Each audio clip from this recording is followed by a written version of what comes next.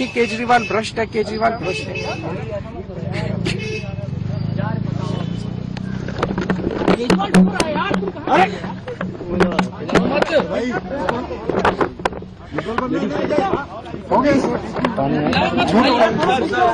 संभालिए sir, अपने आप संभालिए, हिम्मत सर।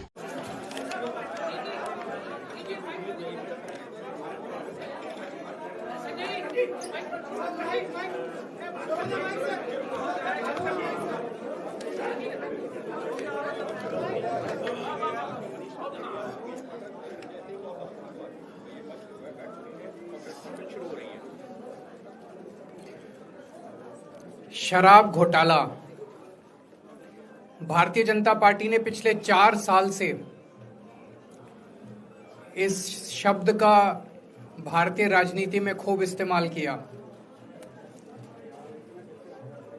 आज उसमें जो आदेश आया उस पर भी चर्चा करेंगे। न्यायालय ने, हमारे जस्टिस सिस्टम ने इसमें एक बहुत ऐतिहासिक फैसला दिया है। इसके लिए मैं जुडिशरी का बहुत बहुत धन्यवाद करना चाहता हूं, जज साहब का बहुत बहुत धन्यवाद करना चाहता हूं। आज के इस माहौल में जब सारी संस्थाओं को, सारे अथॉरिटीज को डराया जा रहा है, धमकाया जा रहा है, ऐसे में इतना बड़ा न्याय करने के लिए जज साहब ने वाकई बहुत हिम्मत दिखाई है। मैं उन सभी वकील भाइयों का धन्यवाद करना चाहता हूं जिन्होंने एक एक कदम हम लोगों का साथ दिया, हमारी ये लड़ाई न्यायालय में लड़ी। मैं खासकर नाम लेना चाहता हूं, अभिषेक मनु सिंघवी साहब का धन्यवाद करता हूं, हरिहरन साहब का धन्यवाद करता हूं, रिबेका मैडम का धन्यवाद करता हूं, विक्रम चौधरी जी का, दयान कृष्णन जी का, रमेश गुप्ता जी का, शादान का, मोहित माथुर जी का, विवेक जैन, रजत, मोहम्मद इरशाद, करण, मुदित जैन और भी कई नाम है। अगर मेरे से कुछ रह गए हो, बहुत सारे वकीलों ने हमारा साथ दिया। और उन सारे देश भर के लोगों का जिन्होंने पिछले 4 साल से जिस तरह से हमारे ऊपर अत्याचार किया जा रहा था, इतने कठिन समय में हम लोगों का साथ दिया, उनका धन्यवाद करना चाहता हूं। आप जान रहे हैं कि किस तरह से पिछले 4 साल से ईडी को, सीबीआई को, सारी संस्थाओं को इस्तेमाल करके हमारे ऊपर एक शराब घोटाला नाम का एक आरोप लगाया गया। सीबीआई ने, ईडी ने उसमें चार्जशीट फाइल की। आज कोर्ट को प्राइमा फेसी ये निर्णय लेना था कि क्या सबूत और गवाहों के बयानों के आधार पे सफिशिएंट मटेरियल है कि इसमें मुकदमा चलाया जाए। अभी मुकदमा चला नहीं था। कोर्ट को यह निर्णय लेना था कि क्या मुकदमा चलाने लायक सफिशिएंट मटेरियल है, और कोर्ट ने लगभग 600 पेज के आदेश में सारे सबूतों और सारे गवाहों को मद्देनजर रखते हुए यह कहा है कि इतना भी सबूत नहीं है, इतने भी गवाहों के बयान नहीं है, एक निक्का सा भी सबूत नहीं है कि इसमें मुकदमा तक चलाया जा सके। अगर मुकदमा चलाया जाता, 15-20 साल मुकदमा चलता, उसमें बहुत सारे गवाह बुलाए जाते, सबूत रखे जाते, उसके बाद होता, वो तो अलग बात है। कोर्ट का यह कहना है कि इतना टुच्चा केस है, इतना फर्जी केस है, इतना बेकार केस है, इतना गलत केस है। ये मैं नहीं कह रहा, ये भाषा है। आप कोर्ट का ऑर्डर पढ़िए। ये ऑर्डर जो है ये ऐतिहासिक ऑर्डर है। कोर्ट ने कहा है कि इतना फर्जी केस है, इतना फर्जी केस है, एक भी सबूत नहीं है, एक भी गवाह नहीं है कि इसमें मुकदमा भी नहीं चलाया जा सकता। ये पूरा षड्यंत्र किसने रचा, क्यों रचा? ये पूरा षड्यंत्र 2 लोगों ने मिलकर रचा, नरेंद्र मोदी जी और अमित शाह जी। और आज उन दोनों को पूरे देश से माफी मांगनी चाहिए। उन दोनों ने मिलकर षड्यंत्र रचा कि आम आदमी पार्टी को खत्म किया जाए, आम आदमी पार्टी को बर्बाद किया जाए और उस षड्यंत्र के तहत आजाद भारत का सबसे बड़ा और सबसे घिनौना षड्यंत्र रचा उन लोगों ने। वो देख रहे थे कि दिल्ली में वो हमें नहीं हरा सकते। वो देख रहे थे कि दिल्ली की जनता हमारे कामों से बहुत खुश है।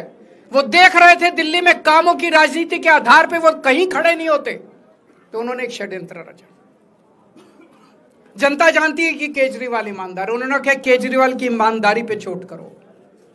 जनता जानती है कि आम आदमी पार्टी ईमानदारी, उन्होंने कहा आम आदमी पार्टी की ईमानदारी पे चोट करो। उन्होंने आम आदमी पार्टी को खत्म करने के लिए षड्यंत्र रचा और बोले केजरीवाल बेईमान है, केजरीवाल बेईमान है, केजरीवाल बेईमान है। केजरीवाल ने शराब घोटाला किया, केजरीवाल पैसे खा गया, केजरीवाल ने 100 करोड़ रुपए खा लिए।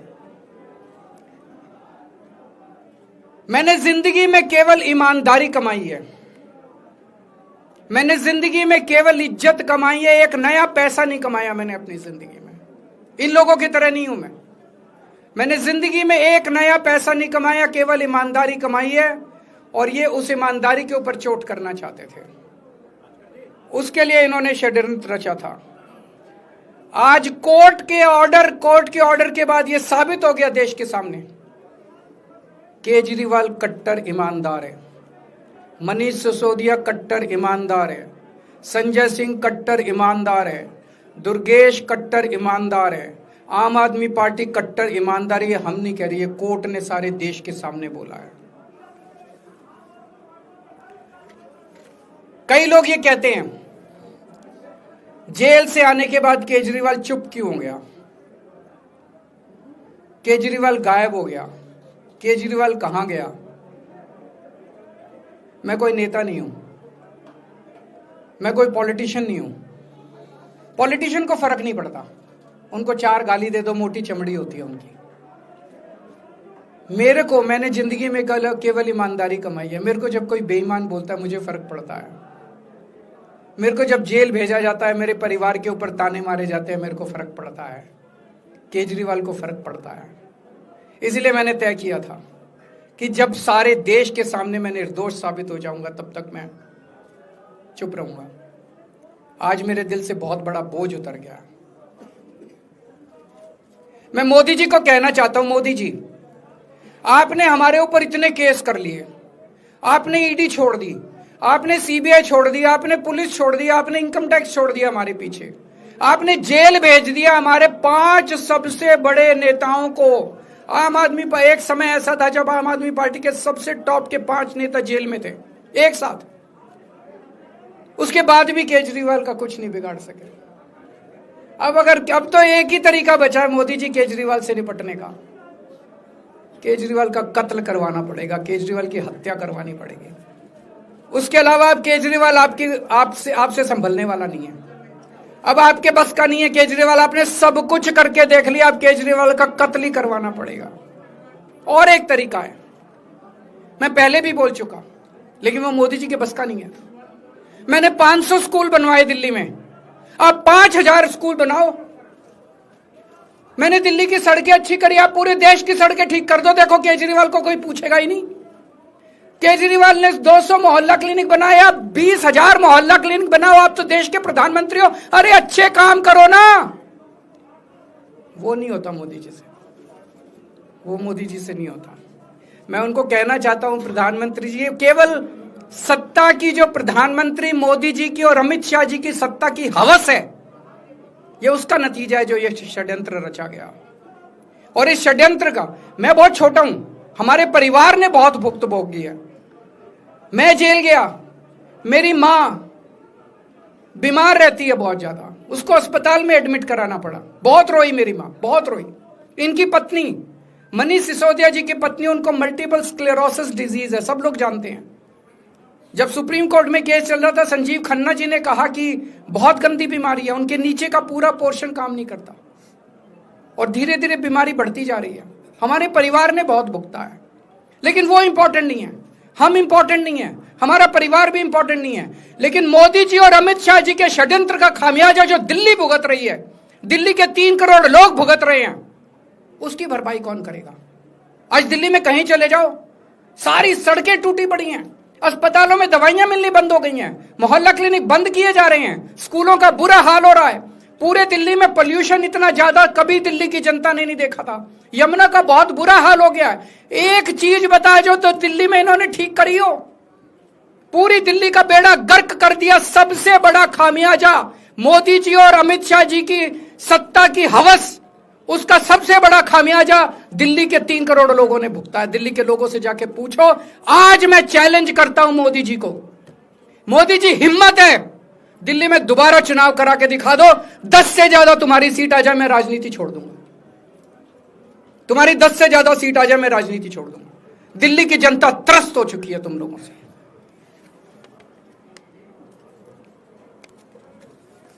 मैं मोदी जी को कहना चाहता हूं, अगर आपने सत्ता हासिल करनी है, कुछ पॉजिटिव काम करके सत्ता हासिल करो। आज देश के सामने इतनी बड़ी बड़ी समस्याएं हैं। आज देश का युवा दुखी है, देश का व्यापारी दुखी है, देश का उद्योगपति दुखी है। आज अमेरिका हमें आंखें दिखा रहा है।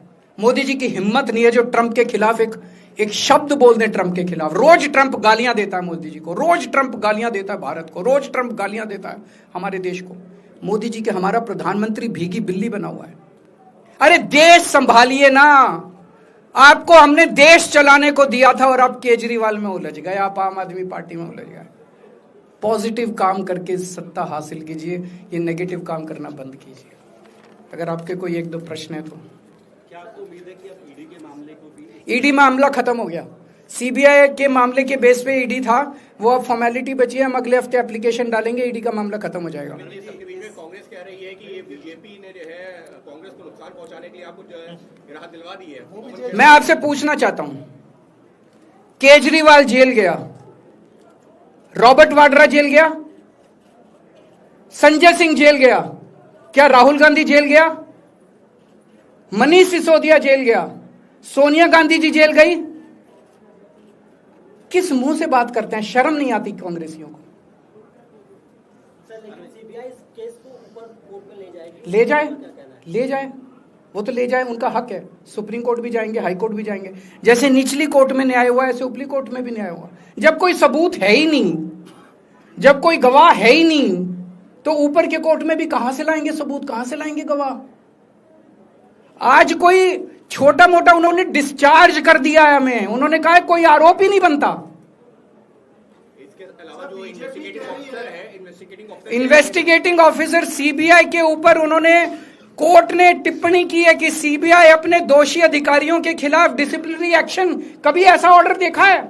इसका मतलब कितना फर्जी मुकदमा था कि सीबीआई के अफसरों के खिलाफ डिसिप्लिनरी एक्शन लिया जाएगा। आप कुछ कहना चाहते हैं? सर, बीजेपी कह रही है कि आप